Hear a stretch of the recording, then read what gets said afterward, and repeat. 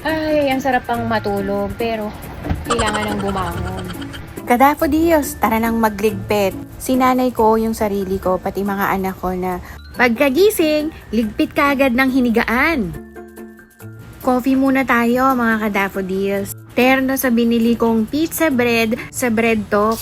May days na gusto namin ni baby light breakfast lang. Kaya bread lang kami at milk naman siya. Ayos muna ng mga toys ni baby. Then walis-walis mula room, pantry, dining. Daw maaabog ang negative vibes. Pagpag dito, pagpag doon, para't pantanggal ng malas. Mabilis lang naman mag-dusting. Hugas-hugas naman after. Sinasabay ko na rin yung pag-is-is ng lababo para makintab. Oh, nainggit ang buling dito, ihugas din daw siya. Kusot-kusot din ng basahan para malinis.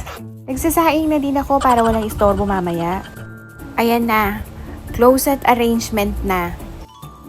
Mabusisi, matagal, pero matatapos din yan.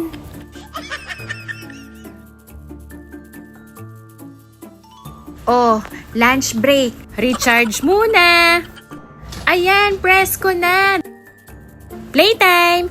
Bukas ulit ka, Daffodils.